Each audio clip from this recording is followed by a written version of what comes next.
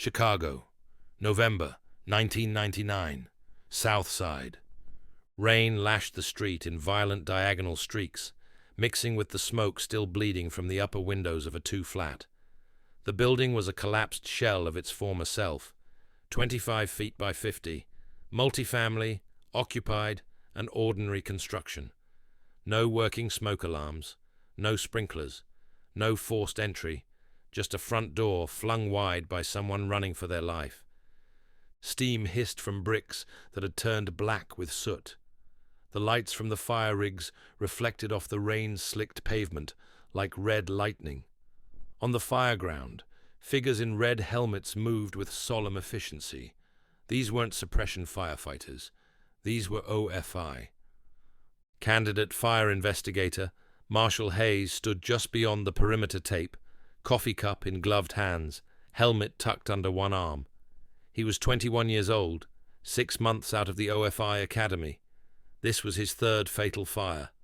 His senior, Frank Dorian, stood nearby, broad-shouldered, thick-necked, with the kind of presence that didn't require talking. He wore his fire-ground fatigue like a second skin, the folds of his turnout coat hardened by years of smoke, diesel, and neglect. The once yellow reflective striping was faded to a nicotine beige, his red OFI helmet chipped and carbon-smeared, like it had earned its own pension.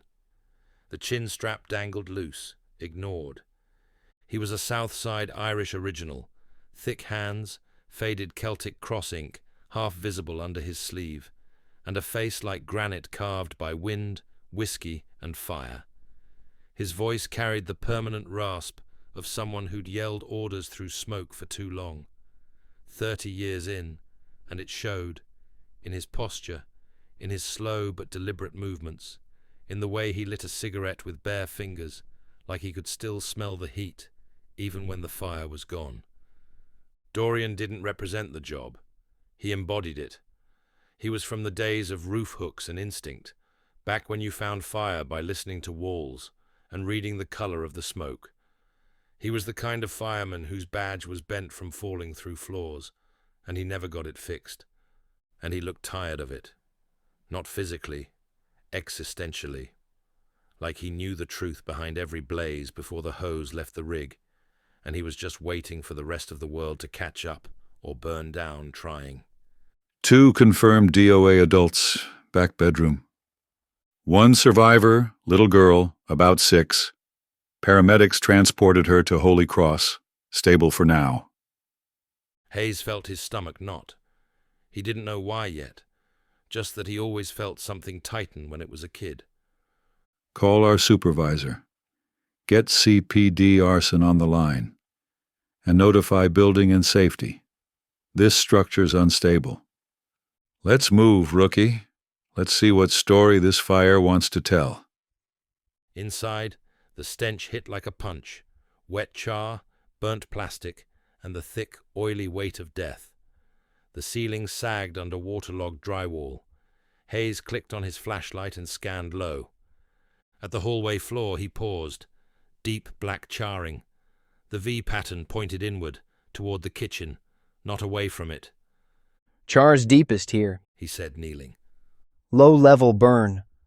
Origin looks to be outside the bedroom, not in the kitchen. And the ceiling soot staining appears that fire movement moves toward the kitchen." Matches found under the couch. Neighbors said the girl was playing with a lighter on the porch last week. I get that. But per NFPA 921, Chapter 6.3.7, we're not supposed to conclude origin or cause until all data's collected. Don't quote me the book, Hayes. I trained before that guide even existed. I've closed 1,000 fires without it. I'm just saying, if this wasn't the kid, then the hallway origin matters.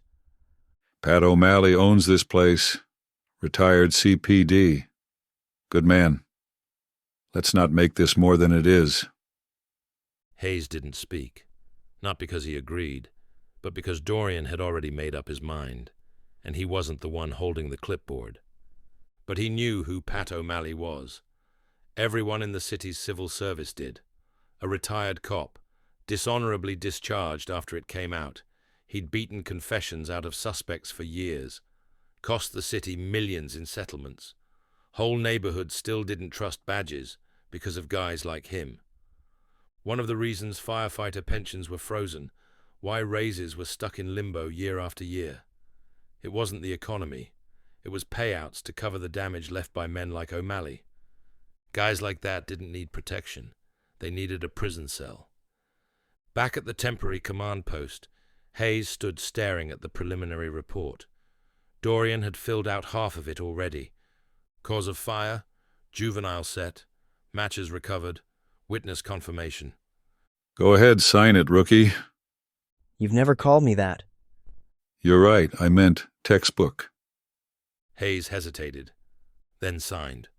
OFI Headquarters, Chicago, November 2025. 26 years later, the hum of fluorescent lights hadn't changed. Neither had the smell, coffee, paper, and something faintly scorched. Hayes sat at his desk, flipping through a report marked Accidental Kitchen Fire. The images told a different story. Before he could finish, a voice came from the doorway. Marshal Hayes? She stood in the doorway, bright-eyed and ready for work. Elena Ruiz. Medium height, athletic. Her OFI jacket was zipped to the collar, black and crisp, like it had just been issued. A drone case hung over one shoulder, a fire kit on the other. Her boots were scuffed at the toes, but clean where it mattered. Field-worn, not sloppy. Her dark hair was pulled back tight, revealing high cheekbones and soft features, more curves than angles, more presence than flash.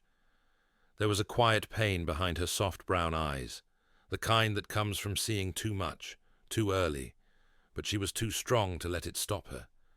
She moved with calm, confident energy.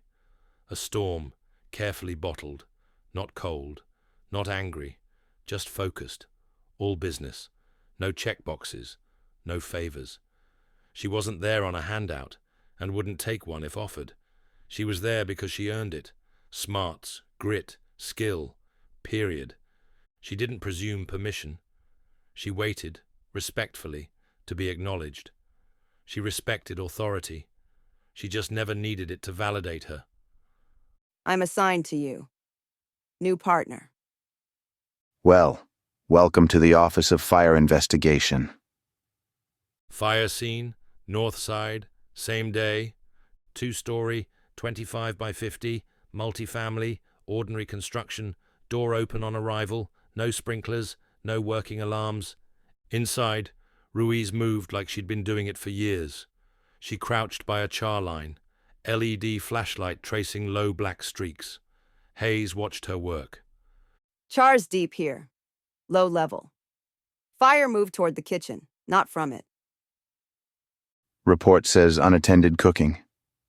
Fire doesn't lie. People do. Hayes looked at her then. The words weren't dramatic. They were just true. Later that night, while the other investigators typed up their reports, Hayes sat quietly in the corner office. The firehouse was alive in the way only a long shift could make it. Someone had dealt cards at the kitchen table. Laughter echoed in bursts over the sound of shuffling decks and folding pizza boxes. It was Thursday, pizza night. Sinatra crooned low from a Bluetooth speaker near the fridge. Not the upbeat stuff, the smoky, gangster-era ballads. Summer Wind, maybe. My Way. Something with more brass than cheer. Hayes didn't join the table. He didn't need to. He pulled her file instead. Ruiz, Elena. He scrolled past the new assignment memo and found what he was looking for, the archived incident report. Ruiz, Elena. Date of birth, November 17th, 1993. Victims, Miguel Ruiz, Ana Ruiz. Survivor, Elena Ruiz, age 6. Fire cause, juvenile set. Matches recovered. Lead investigator, F. Dorian. Secondary, M. Hayes. He didn't blink, just stared at the screen as Sinatra murmured something about regrets and second chances. He didn't say a word, just stared at the paper. The room behind him was full of heat and life, but all he could hear was the scratch of his own conscience. Her. The girl in the ambo. Now wearing the patch, speaking the truth he helped bury, and she had no idea. Not yet.